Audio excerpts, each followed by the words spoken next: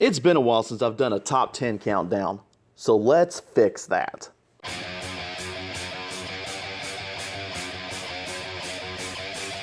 First-person shooters have become all the rage in the video game world, so much so that there's a huge amount of games to pick from this genre alone. From some amazing single-player campaigns to teaming up in multiplayer, there's something for everyone. So, now for the rules. Only one game per franchise, only games I've played can be on this list. The game must have a firearm of some kind as one of the primary weapons. So unfortunately, as much as I love the series, none of the Elder Scrolls games can be on here. And the camera view must be in first person. If the game can let you switch between first to third person in gameplay, I'll allow it. But the primary camera setting must be in first person view. So even though you can go in first person view in Grand Theft Auto 5, it will not be going on this list. F you guys and them! This is Crow Murder 15's top 10 FPSs. Research don't kill aliens. Big guns do. Yes, I put a Call of Duty game on this list. Sue me. I know Call of Duty gets a lot of hate, but honestly, I don't mind them. Most of them just aren't my cup of tea. However, Black Ops 2 seemed to stick out the most to me. Now granted, I haven't played a lot of Call of Duty games, but out of the 3 that I've played, Black Ops 2 had the best story, gameplay feel, and just, I don't know, just something about it seemed really fun. Maybe it had to do something with the Avenged Sevenfold ending with their song Carry On. Our fans are expecting a killer show tonight, so do not this up. Está bien, señor. Sinister. Research don't kill aliens. Big guns do. I'm probably going to get some hate for this being so low on the list, but let's be real. GoldenEye 007 is a fantastic nostalgia trip that most of us remember playing for the first time on the Nintendo 64. However, I can't say that the controls have aged well over the years. I mean, granted, a lot of FPSs for the Nintendo 64 didn't control the greatest and turned a lot of people away, but this was one of the few games that you could look past the control scheme for. Also, I miss when FPSs had codes after you beat the game so you could run around the game on God mode while bullet holes looked like paintball splatters against enemies with huge heads. I am invincible! Research don't kill aliens. Big guns do. Most people remember playing the first Doom and being blown away. And while I'd like to think that Doom was one of the first games to put FPSs on the market, my personal pick from this series is Doom 2. Now yes, I've played the later Doom games, even the newest installment, but Doom 2 holds a special place in my heart, being the very first FPS I ever played. Probably one of the most iconic moments in this game was fighting the Icon of Sin in the very last level. Even though most people today know to use the clip cheat, and you'll find John Romero's head on a wooden pike behind it. Now, if only he had worked this hard on Daikatana.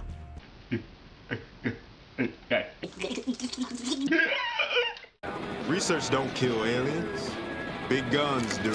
There's no argument that Halo has made a huge impact on FPSs. Whether that's a good or bad thing is up for debate though. While the franchise has several games, my personal pick for this one is Halo Reach. Reach is technically the first game in the series as far as chronological order. A group of Spartans known as Noble Team is assigned to complete an assortment of objectives that set the scene for Halo Combat Evolved. One by one, each of your team members get picked off in some heroic fashion until the end of the game, where you personally send Cortana to Master Chief and defend the Pillar of Autumn. And in the ending of the game, you play out the last moments of Noble Six's life. Now, I'm not one for forced loss battles, but honestly, this is how you do it effectively. And because of you, we found Halo, unlocked its secrets, shattered our enemies' resolve. Research don't kill aliens. Big guns do. Nothing says carnage like a group of 4 strangers forced together to survive the zombie apocalypse. While Left 4 Dead 2 does introduce the option to use melee weapons, it's still loaded with plenty of firearms to keep the undead from killing your entire team. I highly recommend playing this game on Steam with the high number of mods and custom campaigns you can do. The only thing that sucks is don't expect a Left 4 Dead 3 anytime soon, because apparently Valve can't count past 2. Research don't kill aliens. Big guns do. Bioshock is one of those games that is just breathtaking.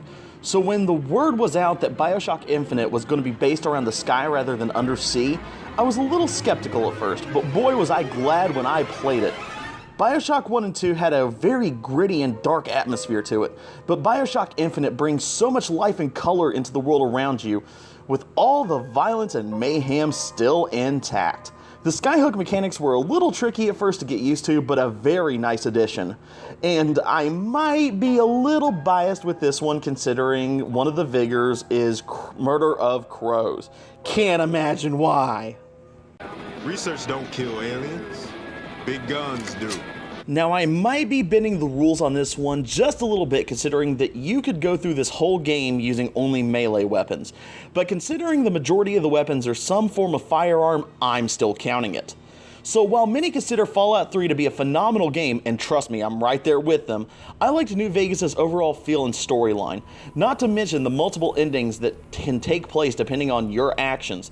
But I think all of us can agree that something great about New Vegas is there's no damn settlements. Another settlement has sent word. Research don't kill aliens. Big guns do. Possibly the newest game on this list, Overwatch took everyone by storm.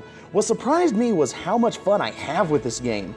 Now normally I'm not huge into team-based FPSs like Team Fortress 2 or this game, but I guess Blizzard just has that magic touch when it comes to their games.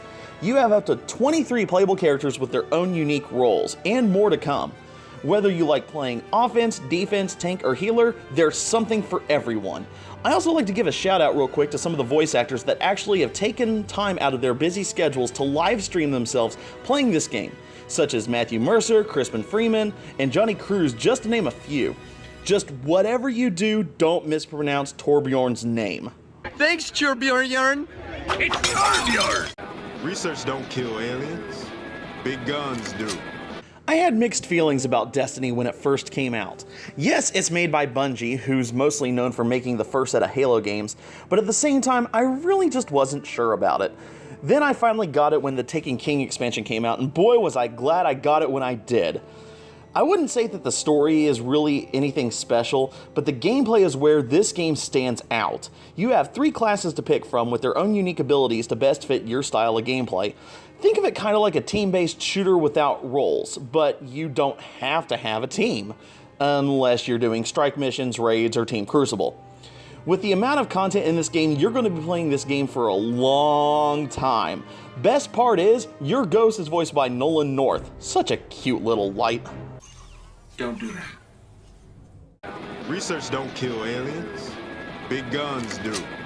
You ever have that one game you play for a really long time, then stop playing it for a bit, but it always seems to come back?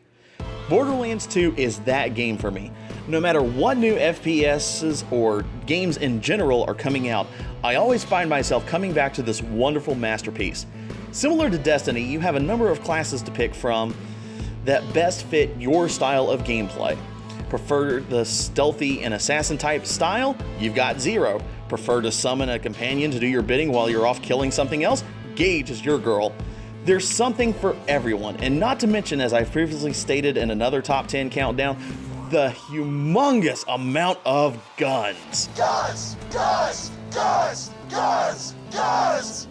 I will say yes, I've played through pre-sequel, and while it's a good game, I felt it was more of an add-on for Borderlands 2 rather than a brand new game. That does not mean it's a bad game though. Plus, the only reason pre-sequel came close to replacing Borderlands 2 on this list is the fact that you gotta play as Claptrap. While we have Borderlands the pre-sequel and Tales from the Borderlands to fill us in on some more story, I still cannot wait for Borderlands 3. And that's why Borderlands 2 is my #1 FPS. I'm Crow Murder 15, and now if you excuse me, I have a vault to hunt for. Yeah.